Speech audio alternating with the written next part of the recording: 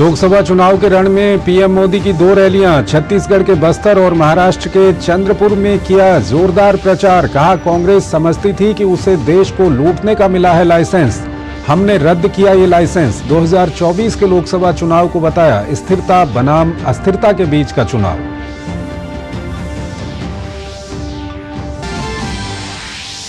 कांग्रेस के घोषणा पत्र में अल्पसंख्यकों को लेकर किए वादे पर बीजेपी का कांग्रेस पर हमला जारी। पीएम मोदी ने कहा, इसमें मुस्लिम लीग की छाप। बीजेपी अध्यक्ष जेपी नड्डा ने कहा, जनता के नकारने के बावजूद वो तुष्टीकरण की राजनीति पर आमादा। कांग्रेस ने बीजेपी के बयानों की चुनाव आयोग से की शिकायत।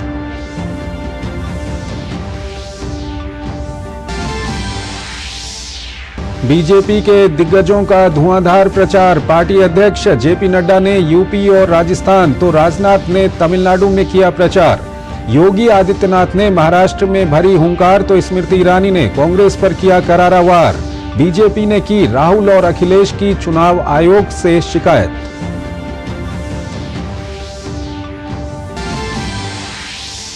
कांग्रेस और उसके सहयोगी दलों का भी प्रचार जोरों पर। पूर्व कांग्रेस अध्यक्ष राहुल गांधी ने की मध्य प्रदेश में रैलियां। कहा, ये चुनाव विचारधारा की लड़ाई। तमिलनाडु में डीएमके तो यूपी में बीएसपी नेता आकाश आनंद की रैली। टीएमसी ने चुनाव आयोग में की बीजेपी की शिकायत। जम्मू कश्मीर में भी टूटा इंडी अलायंस। नेशनल कॉन्फ्रेंस और कांग्रेस जम्मू कश्मीर और लद्दाख की 6 सीटों पर मिलकर लड़ेंगे चुनाव। 3 पर कांग्रेस तो 3 पर होंगे नेशनल कॉन्फ्रेंस के उम्मीदवार। पीडीपी को नहीं मिली एक भी सीट। केरल में भी यूडीएफ और एलडीएफ में घमासान।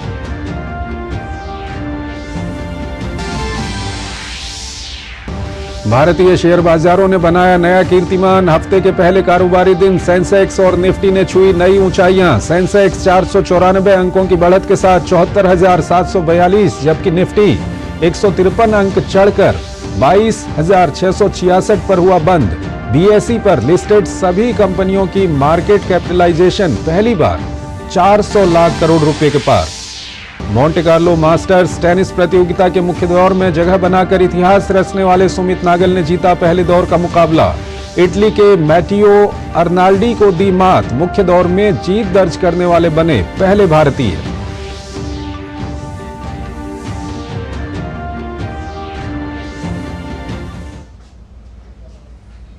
नमस्कार, डीडी न्यूज में आपका स्वागत है। मैं हूं चंद्रशेखर जोशी और आइए बुलेटिन में सबसे पहले बात करते हैं 24 की चुनौती की।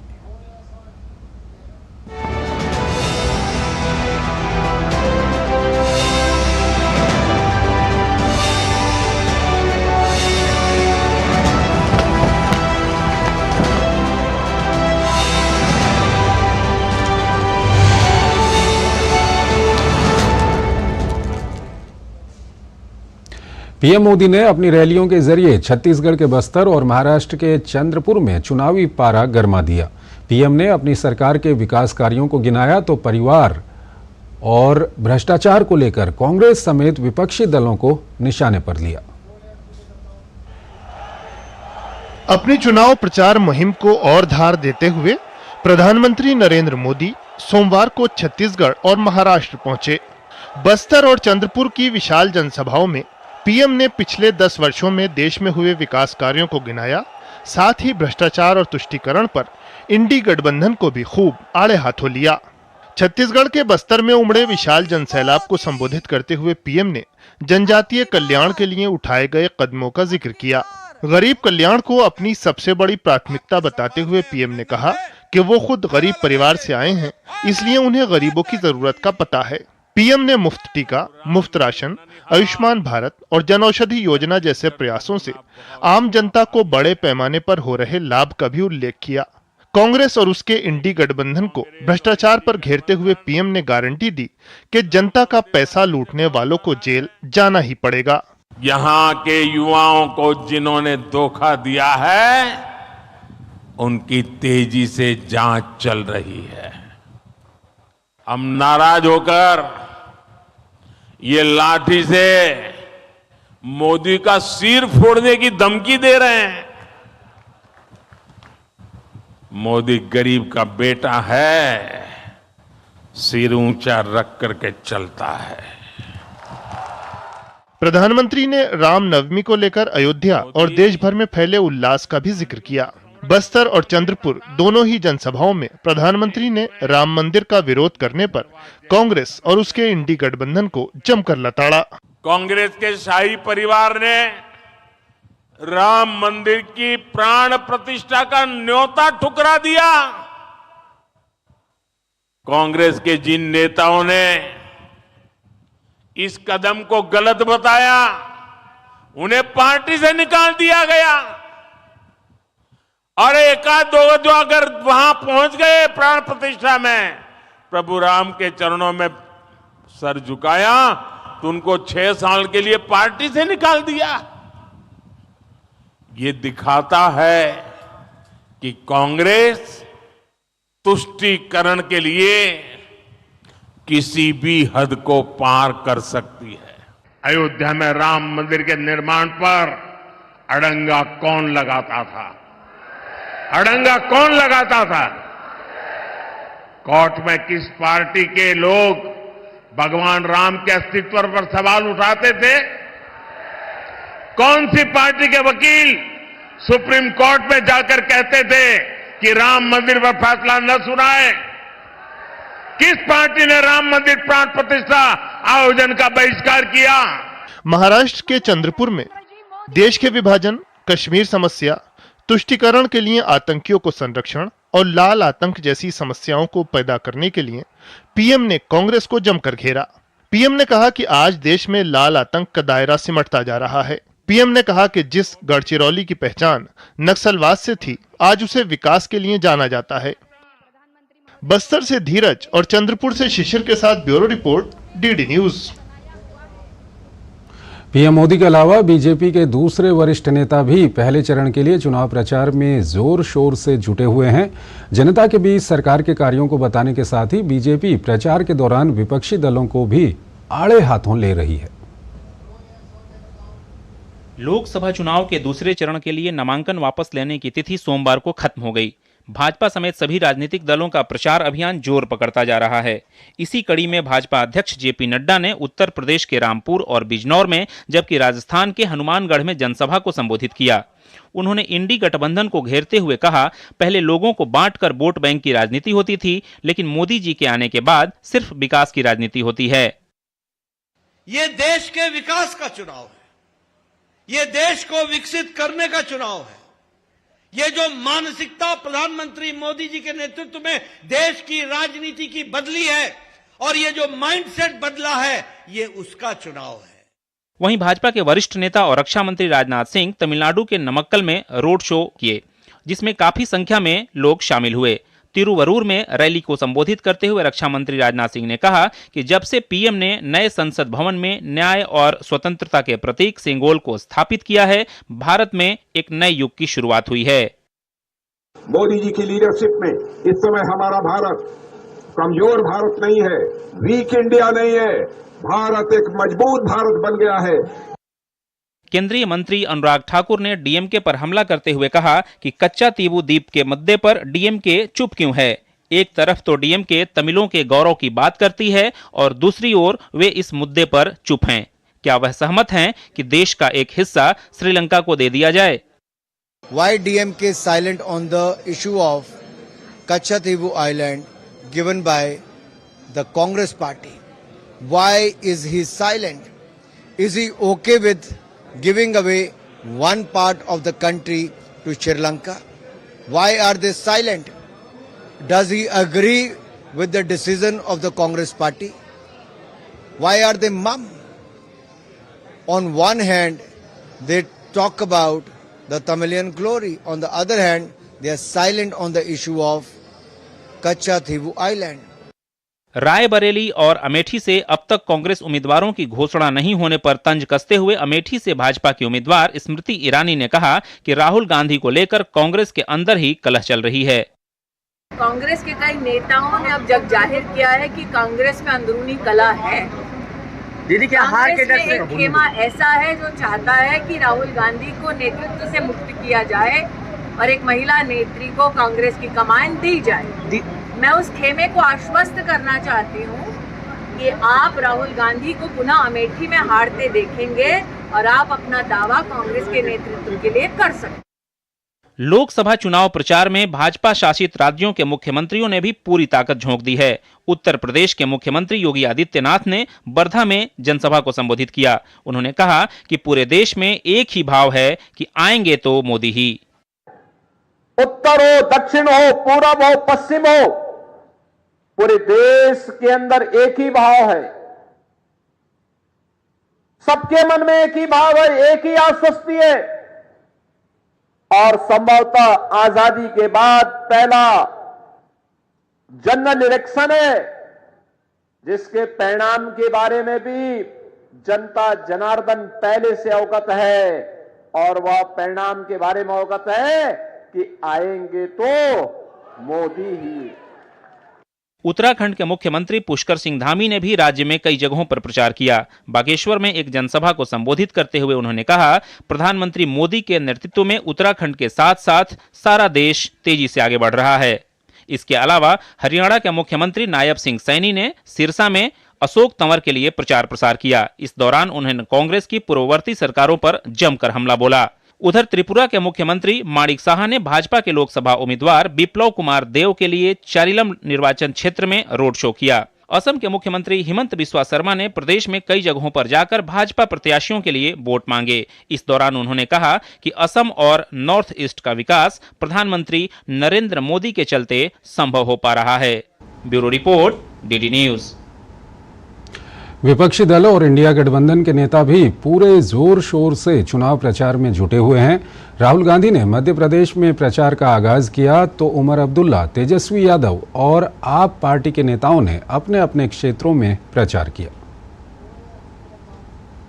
लोकसभा चुनाव की मतदान तिथि जैसे जैसे नजदीक आ रही है वैसे ही सभी विपक्षी दल एड़ी चोटी का जोर लगाकर चुनाव प्रचार में जुट चुके हैं। इसी कड़ी में कांग्रेस के पूर्व अध्यक्ष राहुल गांधी ने मध्य प्रदेश के शहडोल और सिवनी में चुनावी जनसभाओं को संबोधित किया। राहुल गांधी ने इस मौके पर न्याय पत्र का जिक्र करते हुए कहा कि सशक्त भारत के लिए हमने एक ब्लूप्रिंट पेश किया है। वनवासी शब्द के पीछे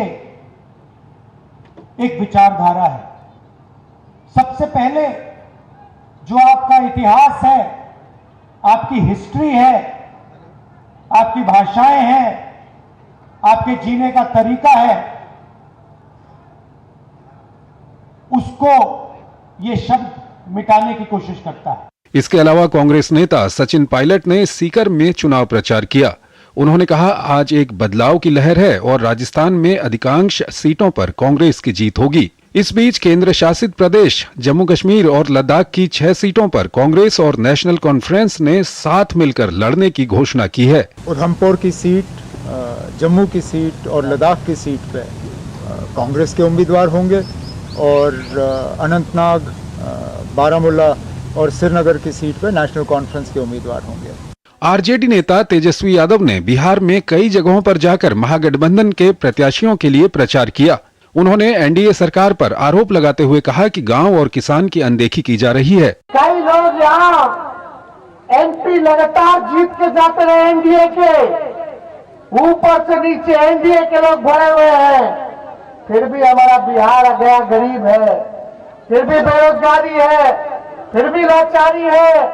आम आदमी पार्टी ने भी चुनावी कैंपेन की शुरुआत कर दी है। आप संजय सिंह, गोपाल राय और संदीप पाठक ने कैंपेन की लॉन्चिंग की। इस दौरान उन्होंने कहा कि आज के कैंपेन का नाम जेल का जवाब वोट से है।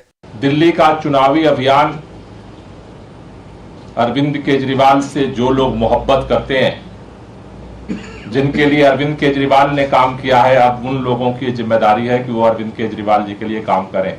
बसपा नेता आकाश आनंद ने उत्तर प्रदेश के बरेली में एक चुनाव सभा को संबोधित करते हुए कांग्रेस, सपा और भाजपा पर जमकर निशाना साधा। दूसरे दल कहां खड़े होंगे वो हमें नहीं पता, मोदी जी की गारंटी का भी हमें नहीं पता, क्योंकि पिछले 10 साल में आप लोग भी रिपोर्टिंग करते आए हैं। जमीन पे क्या चल रहा है, क्या हुआ है, कितना काम डिलीवर हुआ है, वो सब आपको पता ही होगा। तो अब वो गारंटी दे या वारंटी दे, उसका कोई सर पैर नहीं। इसके अलावा पश्चिम बंगाल की मुख्यमंत्री और टीएमसी प्रमुख ममता बनर्जी ने भी अपनी पार्टी के उम्मीदवारों के लिए प्रचार तेज कर दिया है। बांकुरा में एक जनसभा के दौरान ममता बनर्जी ने एनडीए सरकार को घेरते हुए कहा कि रोजगार और अन्य मुद्दों पर सरकार विफल साबित हुई है। Bureau report, DD news. Lok Sabha चुनाव 2024 के चुनाव प्रचार जोरों पर हैं। 18वीं लोकसभा के लिए मतदान 19 अप्रैल 2024 से शुरू होगा। इस बार कुल 7 चरणों में मतदान होगा। एनडीए हो या इंडिया गठबंधन के दल, सभी अपनी अपनी जीत का दावा कर रहे हैं। बिहार में भी चुनावी सरगर्मी तेज हो गई है। लोकसभा चुनाव 2024 के रण का बिगुल बज चुका है। 18वीं लोकसभा के लिए चुनाव 19 अप्रैल 2024 से शुरू होगा। इस बार कुल 7 चरणों में मतदान होगा। एनडीए हो या इंडिया गठबंधन के दल, सभी अपनी अपनी जीत का दावा कर रहे हैं। बिहार में भी चुनावी सरगर्मी तेज हो गई है। यहाँ की सारण लोकसभा सीट की चर्चा इन दिनों खूब हो रही है। इस सीट से जहाँ इस बार भी बीजेपी उम्मीदवार राजीव प्रताप रूडी हैट्रिक लगाने की तैयारी में है, वहीं लालू प्रसाद यादव की पार्टी राष्ट्रीय जनता दल ने रोहिणी आचार्य को अपना उम्मीदवार बनाकर मुकाबला रोचक कर दिया है।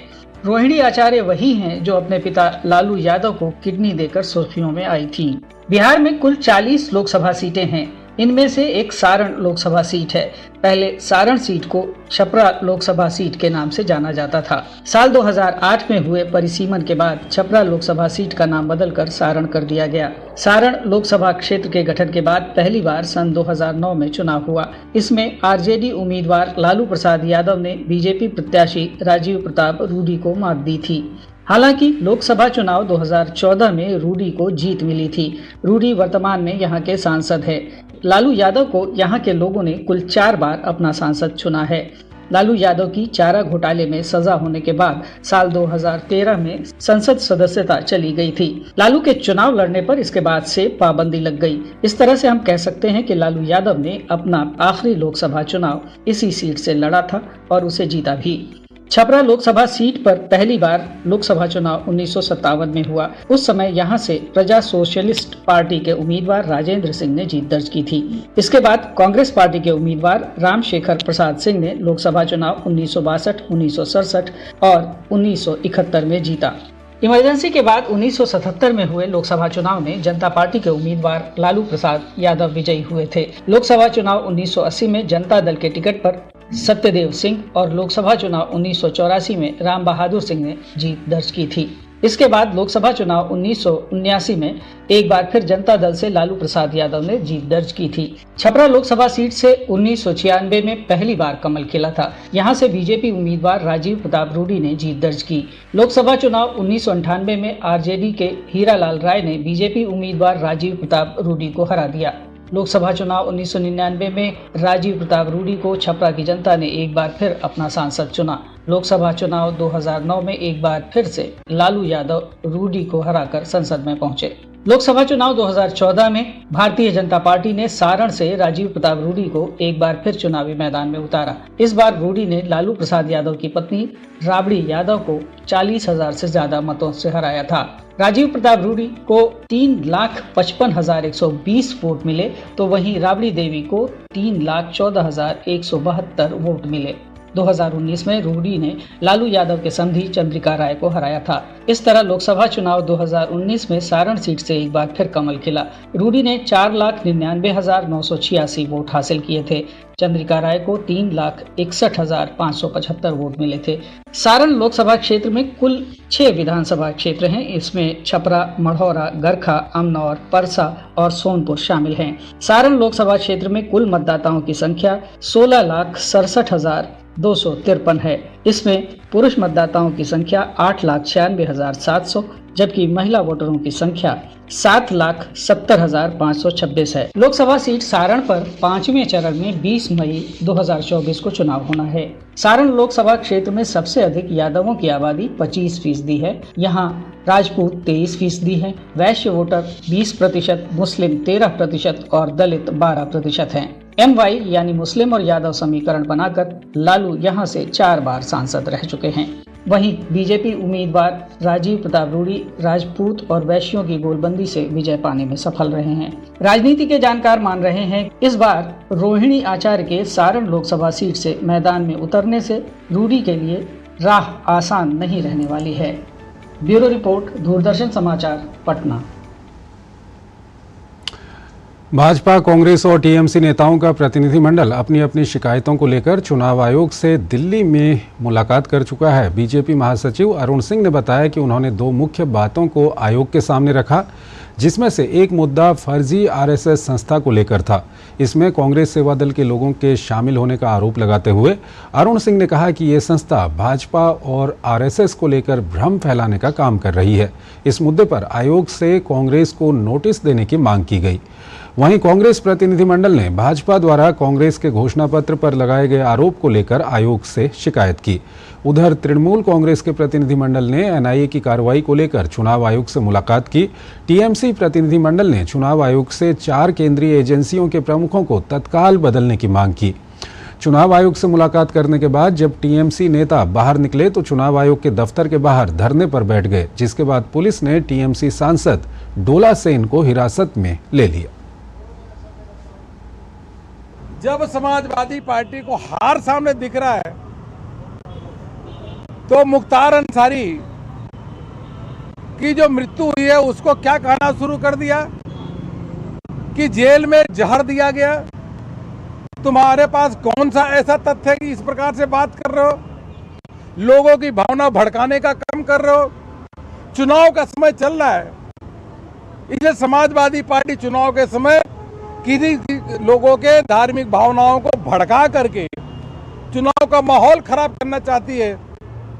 हमने चुनाव आयोग से मांग किया है कि इनके खिलाफ तुरंत कार्रवाई करिए। हमने ये बात इलेक्शन कमीशन के समक्ष रखी है कि चुनाव के दौरान ये जो अधिकार है सेक्शन 69 के तहत वो मंत्रालय के पास नहीं होना चाहिए, वो चुनाव आयोग के पास होना चाहिए। और चुनाव आयोग हमारी बात से सहमत था। उनका ये मानना था कि चुनाव में फ्री स्पीच को हर हाल में बरकरार रखना चाहिए। हमारे 10 एमपी और एक्स एमपीओ का डेलीगेशन एआईटीसी की तरफ से आज इलेक्शन कमीशन की 3 बेंच ऑफिसर्स को, हाईएस्ट अथॉरिटी को हम मिले हैं और हमने देखा बीजेपी की तिवारी के साथ एनआईए के सिंह के कोई हबनमिंग हुआ, कोई कुछ हो गया और उसके बाद 22 का कोई केस था, कोई कंप्लेन था मिदनापुर में, भूपति नगर में, उसको लेकर 24 में सिर्फ इलेक्शन के पहले अचानक जाके अरेस्ट किया और वो भी रात 3:30 बजे। प्रधानमंत्री नरेंद्र मोदी ने द असम ट्रिब्यून अखबार को दिए एक साक्षात्कार में पूर्वोत्तर के विकास को भारत का ग्रोथ इंजन बताया। पीएम ने कहा कि पिछली सरकारों के जमाने के वो दिन गए जब पूर्वोत्तर के राज्यों के साथ भेदभाव होता था। ये रिपोर्ट देखिए। लोकसभा चुनावों के पहले चरण में पूर्वोत्तर में मतदान होना है। पूर्वोत्तर में इस बार विकास बड़ा मुद्दा है।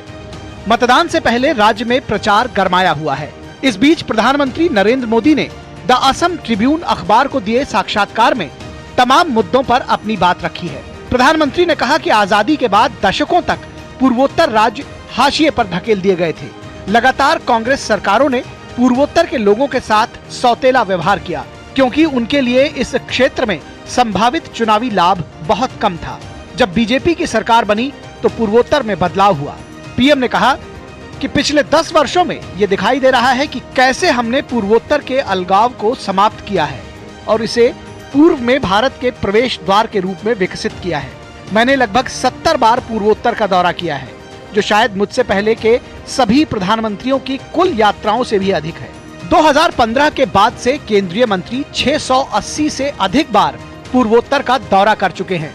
हमने लोगों के दरवाजे तक गवर्नेंस पहुंचाकर इस धारणा को बदल दिया है कि पूर्वोत्तर बहुत दूर है। आज पूर्वोत्तर न दिल्ली से दूर है और न दिल से दूर है। पीएम ने कहा कि आज पूर्वोत्तर नए भारत की शानदार सक्सेस स्टोरी बनकर उभरा है। हमने दुनिया को दिखाया है कि जब नीयत सही होती है तो नतीजे भी सही होते हैं। पीएम ने कहा कि पिछले 5 वर्षों में हमने क्षेत्र के विकास के लिए जो निवेश किया है वो कांग्रेस सरकार या पिछली किसी भी सरकार द्वारा आवंटित बजट से लगभग 4 गुना अधिक है। पिछले दशक में हुए इंफ्रास्ट्रक्चर डेवलपमेंट ने इस क्षेत्र को देश और दुनिया के बाकी हिस्सों से अभूतपूर्व स्तर पर जोड़ने का काम किया है। असम में उग्रवाद के मसले पर पीएम ने कहा कि सरकार ने उग्रवाद से दृढ़ता से निपटने का फैसला किया, लेकिन साथ ही ये भी सुनिश्चित किया कि आम लोगों को बहुत ही सावधानी और सहानुभूति के साथ अपनाया जाए। नतीजतन जहां उग्रवाद को काफी हद तक नियंत्रित किया गया है, वहीं सरकार अपने लोगों का विश्वास जीतने और शांति सुनिश्चित करने में भी सक्षम हुई है। पीएम ने कहा कि पिछले 10 वर्षों में कुल 11 शांति समझौतों पर हस्ताक्षर किए गए हैं। ये किसी भी पिछली सरकार की तुलना में एक अभूतपूर्व प्रगति है। 2014 से अब तक 9,500 से अधिक विद्रोहियों ने आत्मसमर्पण किया है और समाज की मुख्य धारा में शामिल हुए हैं। हमारी सरकार के अथक प्रयासों के कारण अब पूरे पूर्वोत्तर में 2014 के बाद से सुरक्षा स्थिति में उल्लेखनीय सुधार देखा जा रहा है। 2014 की तुलना में 2023 में उग्रवाद की घटनाओं में 71% की कमी आई है। पीएम ने कहा कि उनकी सरकार का विश्वास है कि विकसित भारत का रास्ता पूर्वोत्तर के अष्टलक्ष्मी राज्यों के विकास से होकर गुजरता है। अरुणाचल प्रदेश पर चीन के रुख से जुड़े सवाल पर पीएम ने कहा कि अरुणाचल भारत का अभिन्न अंग है, था और रहेगा। आज सूरज की पहली किरण की तरह अरुणाचल और नॉर्थ ईस्ट तक विकास के काम पहले से कहीं ज्यादा तेज गति से पहुंच रहे हैं। मणिपुर की स्थिति पर प्रधानमंत्री ने कहा कि भारत सरकार के समय पर हस्तक्षेप करने और मणिपुर सरकार के प्रयासों के कारण राज्य की स्थिति में उल्लेखनीय सुधार हुआ है। जब संघर्ष अपने चरम पर था तब गृह मंत्री अमित शाह मणिपुर में रहे और संघर्ष को सुलझाने में मदद के लिए विभिन्न स्टेक होल्डर्स के साथ 15 से अधिक बैठकें की। राज्य सरकार की आवश्यकता के अनुसार केंद्र सरकार लगातार अपना समर्थन दे रही है। राहत एवं पुनर्वास की प्रक्रिया जारी है। प्रधानमंत्री ने कहा कि भारत सरकार नागा समूहों के साथ शांति वार्ता को जल्द से जल्द सफलतापूर्वक पूरा करने के लिए हर संभव प्रयास कर रही है। मिजोरम में म्यांमार से घुसपैठ के मसले पर पीएम ने कहा कि सरकार म्यांमार के अधिकारियों के समक्ष ये मुद्दा लगातार उठाती रही है, क्योंकि ये सीधे भारत, विशेष रूप से हमारे पूर्वोत्तर राज्यों को प्रभावित करता है। घुसपैठ को रोकने और अपनी सीमाओं को सुरक्षित करने के लिए सरकार द्वारा कई कदम उठाए गए हैं। Bureau report, DD news. Ayodhya में इस बार रामनवमी बहुत ही विशेष होने वाली है। भगवान रामलला की प्राण प्रतिष्ठा के बाद पहली बार भगवान राम जन्मोत्सव अद्भुत और आकर्षक होगा, जिसका उल्लास पूरी दुनिया देखेगी। राम मंदिर सहित अयोध्या के 8,000 मंदिरों में उत्सव के आयोजन होंगे। देश दुनिया के 25 से 30 लाख श्रद्धालुओं के आने की संभावना है। 15 से 17 अप्रैल तक 20 घंटे दर्शन की व्यवस्था की गई है। एक साथ 6 से 7 लेन में श्रद्धालु दर्शन कर सकेंगे। देश विदेश से अयोध्या पहुंचने वाले भक्तों में रामलला के दर्शन को लेकर काफी उत्साह है। भक्त जय श्री राम के नारे लगा रहे हैं। श्रद्धालुओं की भीड़ को देखते हुए प्रशासन सुरक्षा समेत सभी इंतजामों को पुख्ता करने में जुट गया है। उत्तरी अमेरिका में इस साल का पहला पूर्ण सूर्य ग्रहण दिखा। इसे देखने के लिए लाखों की संख्या में लोग एकत्र हुए हैं।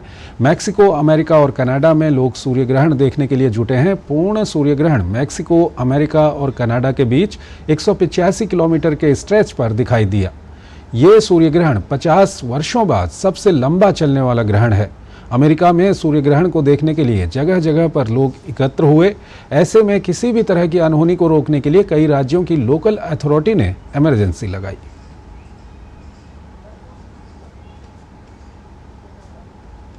तो इस बुलेटिन में फिलहाल इतना ही। नमस्कार।